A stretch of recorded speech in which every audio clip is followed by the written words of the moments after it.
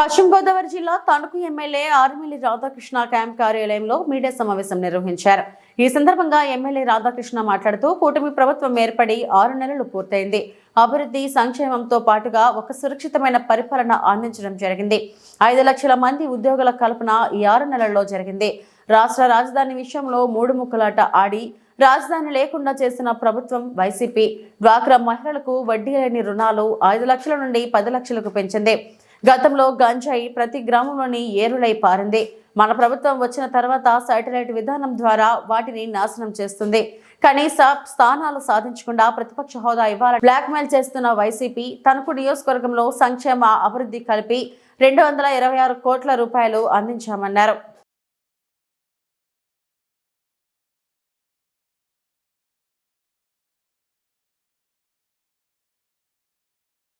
వెంటనే 12 గంటలలోపు రైతుల ఖాతాల్లో డబ్బులు జమ చేయడం జరుగుతుంది.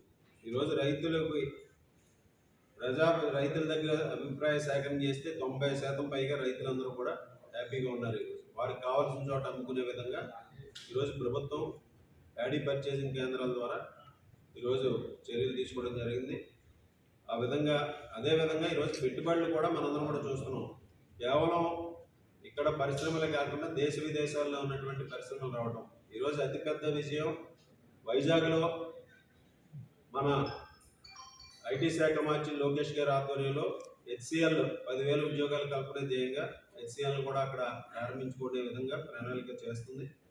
అలాగే ఈరోజు అమెరికాకు చెందినటువంటి గూగుల్ సంస్థ కూడా ఇక్కడ కార్యకలాపాలు ప్రారంభించి మన యువతకి ఉద్యోగాలు కల్పనే ధ్యేయంగా ఈరోజు ఆ సంస్థ కూడా రావటం, ఈరోజు ఏ విధంగా పెట్టుబడులు ఈ ప్రభుత్వం మీద నమ్మకంతో వస్తున్నాయనే దానికి నిదర్శనం అని సందర్భంగా తెలియజేస్తాం. ఈరోజు తీర్మానం చేసి 4,500 కోట్ల రూపాయలతో సంక్రాంతి లోపు ఆ నిర్మాణాలన్నీ కూడా పూర్తి చేసే విధంగా ముందుకు వెళ్ళడం జరుగుతుంది. ఏదైతే ప్రభుత్వం హామీ ఇచ్చిందో డిఎస్సి పరీక్షలు నిర్వహిస్తామని మెగా డిఎస్సి కూడా నోటిఫికేషన్ ఇచ్చి 16,000 ఉద్యోగాలను ఉపాధ్యాయుల ఉద్యోగాలని రిక్రూట్ చేయడానికి ఈరోజు ఈ ప్రభుత్వం ముందుకు వెళ్తుంది.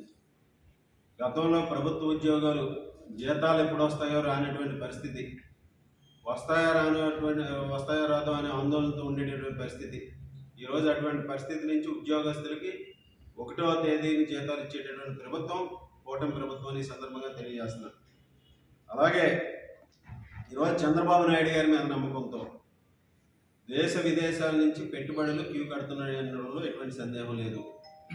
ఈరోజు ఈ 6 నెలల్లో కేవలం 6 నెలల్లో 4,60,00,000 పెట్టుబడులు, ఈరోజు 4,60,000 కోట్ల పెట్టుబడులు వచ్చి తద్వారా 5 లక్షల మందికి ఉద్యోగాలని ఇచ్చే విధంగా ఈరోజు MOUలు అదే ప్రభుత్వంతో ప్రత్యక్షంగా కానీ ఉద్యోగ అవకాశాలు రావడానికి MOUలు జరగడం జరిగింది. అలాగే ల్యాండ్ టైటిలింగ్ యాక్ట్ ద్వారా పేద ప్రజలు భూములు కొట్టేయాలని ఏ విధంగా జగన్మోహన్ రెడ్డి చూశాడో దానికి కట్టడి చేస్తూ ల్యాండ్ టైటిలింగ్ యాక్ట్ను రద్దు చేసి ఈరోజు ఎవరైనా ప్రజల దగ్గర కానీ ఇతరుల దగ్గర కానీ భూములు కొట్టేయాలని చూస్తే వారి మీద కఠిన చర్యలు తీసుకునే విధంగా పీడీ చట్టాలు చేసే విధంగా ల్యాండ్ గ్రాబింగ్ యాక్ట్ను కూడా ఈరోజు ప్రభుత్వం తీసుకురావడం జరిగింది. ఈరోజు డ్వాక్రా మహిళలకు వడ్డీ లేని రుణాలు 5 లక్షల నుంచి 10 లక్షల వరకు పెంచడం జరిగింది. ఈరోజు గంజాయి రాష్ట్రంలో విచ్చలవిడిగా ఎక్కడ చూసినా గంజాయిని ఏరులై పారించినటువంటి పరిస్థితి మనందరం కూడా చూసాం. ఈరోజు అటువంటి గంజాయిని కట్టడం చేయడం కోసం శాటిలైట్ ద్వారా వాటిని ఎక్కడైతే గంజాయిని పెంచుతున్నారో అవన్నీ కూడా ఫీల్డ్స్ ఐడెంటిఫై చేసి వాటిని డ్రోన్స్ ద్వారా పరీక్ష చేసి ఈరోజు అటువంటి వారి మీద కఠిన చర్యలు తీసుకోవాలి కదా ఈ ప్రభుత్వం ముందుకు వెళ్తుంది. దాని నియంత్రణకు కూడా ఈగల్ టీంని ఏర్పాటు చేసి ఈరోజు ప్రత్యేకమైనటువంటి టీంలు ఏర్పాటు చేసి ఈ గంజాయి దందాన్ని అరికట్టడానికి ప్రభుత్వం ముందుకు వెళ్తుందని ఈ సందర్భంగా తెలియజేస్తున్నాను. అలాగే హైకోర్టు బెంచ్ని కర్నూలులో ఏర్పాటు చేయడానికి తీర్మానం చేయడం జరిగింది. క్యాబినెట్లో నిర్ణయం తీసుకోవడం జరిగింది. విశాఖ రైల్వే జోను ఏదైతే ఉందో దానికి 52 ఎకరాల పొలాన్ని కూడా భూమిని కూడా కేటాయించడం జరిగింది. ఈరోజు రాయలసీమ ఇతర జిల్లాలు కూడా అన్నిటికీ కూడా ప్యాకేజీ ప్రత్యేకంగా కేంద్ర ప్రభుత్వం కేటాయించడం జరిగింది. ఈరోజు బడ్జెట్లో కూడా గత ప్రభుత్వం బడ్జెట్లో నిధులు లేక ముఖ్యంగా ఎస్సీ ఎస్టీ బీసీలకు సంబంధించినటువంటి బడ్జెట్ని డైవర్ట్ చేసి ఆ రోజు పూర్తిగా వారికి రావాల్సినటువంటి హక్కులను కూడా కాలరాసినటువంటి పరిస్థితి. ఈరోజు బీసీల ఎస్సీ ఎస్టీ ప్రయోజనాల కోసం ప్రత్యేకంగా బడ్జెట్లో వారికి కేటాయించినటువంటి నిధులు ఆ వారి సంక్షేమ పథకాలకే ఖర్చు పెట్టడం జరుగుతుంది. గతంలో 27 ఎస్సీ సంక్షేమ పథకాలను రద్దు చేసినటువంటి ప్రభుత్వం జగన్మోహన్ రెడ్డి ప్రభుత్వం. ఈరోజు బీసీ సంక్షేమానికి 39,000 కోట్లు కేటాయించడం జరిగింది. ఎస్సీ సంక్షేమానికి 18,000 కోట్లు కేటాయించడం జరిగింది. ఎస్టీ సంక్షేమానికి 7,500 కోట్లు కేటాయించడం జరిగింది. మైనారిటీ సంక్షేమానికి 4,000 కోట్లు ఈ విధంగా బడ్జెట్లో ప్రత్యేకమైన కేటాయింపులు చేయడం జరిగింది.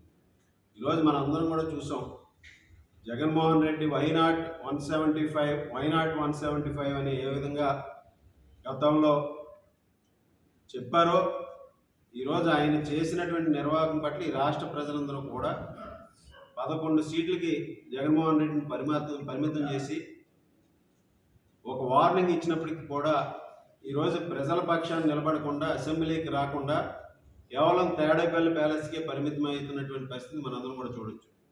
ఈరోజు ప్రతిపక్ష నాయకుడిగా ఈరోజు ప్రతిపక్ష హోదా ఇవ్వాలని బ్లాక్మెయిల్ చేయడం ప్రభుత్వాన్ని, ఈరోజు కనీసం స్థానాలు సాధించకుండా ప్రతిపక్ష హోదా ఇవ్వమనడం ఎంతవరకు సమంజసం? ఈరోజు అసెంబ్లీకి వస్తే 11 మంది ఎమ్మెల్యేలతో గతంలో 151 మంది ఎమ్మెల్యేలు ఉన్నప్పటికీ కూడా 23 మంది ఎమ్మెల్యేలు ఉన్న తెలుగుదేశం పార్టీ ఆ రోజు అసెంబ్లీ వేదికగా పోరాటం చేసింది ప్రజల పక్షాన. ఈరోజు అసెంబ్లీకి రాకుండా మొహం చాటేసినటువంటి బాధ్యత రాహిత్యంగా ప్రవర్తిస్తున్నటువంటి ప్రతిపక్ష నేత జగన్మోహన్ రెడ్డి ఈరోజు కనీసం ప్రజల పక్షం పోరాడి ఈరోజు ప్రతిపక్ష నేతగా ఆయన చేయాల్సినటువంటి పనులు ఈరోజు ప్రజల పక్షాన్ని నిలబడతామని ఏదైతే చెబుతున్నారో దానికి కనీసం అసెంబ్లీకి వచ్చి మాట్లాడలేనటువంటి స్థితిలో ఉన్నటువంటి వ్యక్తి జగన్మోహన్ రెడ్డి. ఈరోజు ప్రతిపక్ష నేతగా పూర్తిగా విఫలమైనటువంటి వ్యక్తి జగన్మోహన్ రెడ్డి. ఈరోజు ఈ ఎన్డీఏ కూటమి ఈ 6 నెలల్లో 5 లక్షల ఉద్యోగాలు యువతకి క్రియేట్ చేసింది. రాబోయే రోజుల్లో 20 లక్షల ఉద్యోగాల కల్పనే ధ్యేయంగా ఈ ప్రభుత్వం ముందుకు వెళ్తుంది.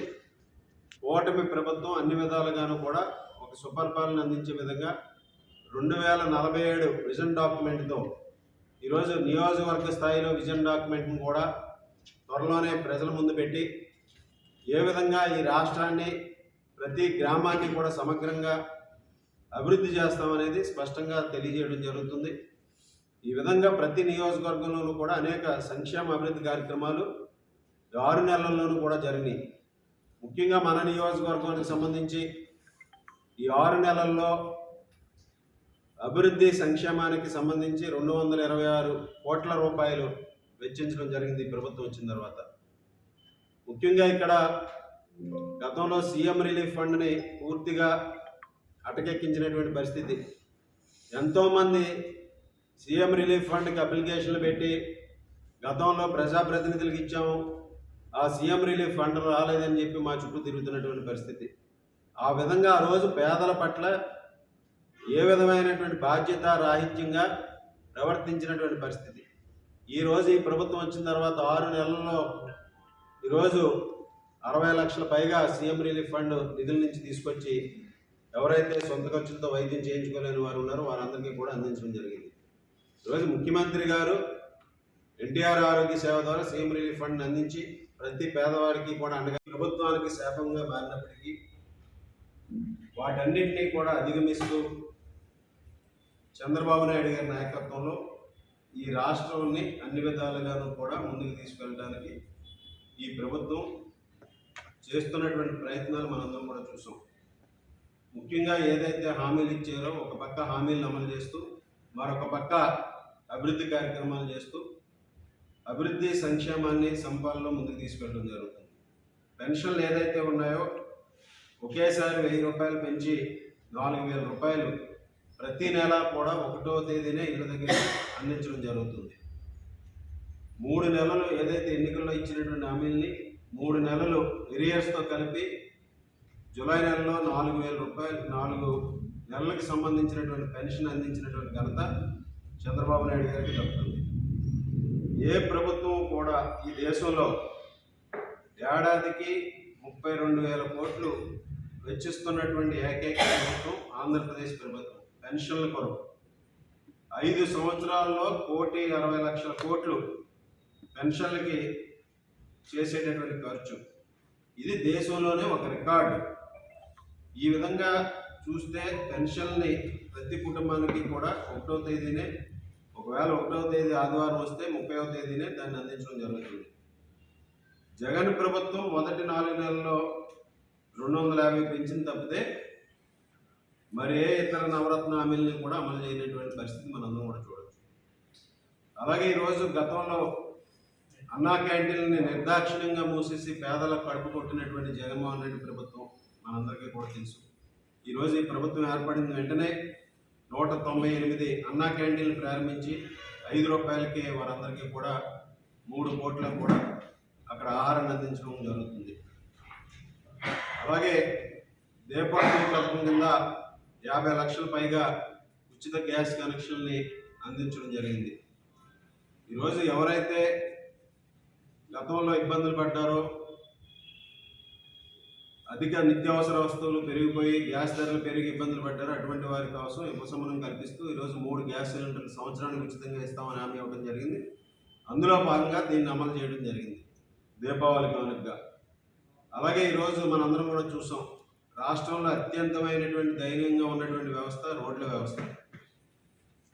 ఏ విధంగా రోడ్లని నిర్దాక్షిణ్యంగా నిర్వీర్యం చేసి ఈరోజు కనీసం ప్రయాణం చేసేటటువంటి విధంగా కూడా లేకుండా చేసినటువంటి ప్రభుత్వం వైఎస్ఆర్ కాంగ్రెస్ పార్టీ ప్రభుత్వం గతంలో.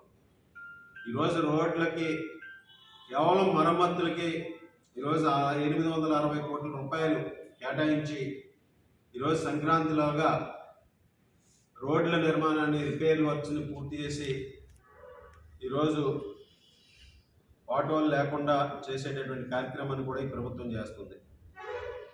అలాగే ఏదైతే ఉచిత ఇసుక ఇస్తామని హామీ ఇచ్చామో దాన్ని అమలు చేస్తూ ఈరోజు 125 వృత్తుల వారికి ఒక చేతిని అందిస్తున్నటువంటి ప్రభుత్వం కూటమి ప్రభుత్వం.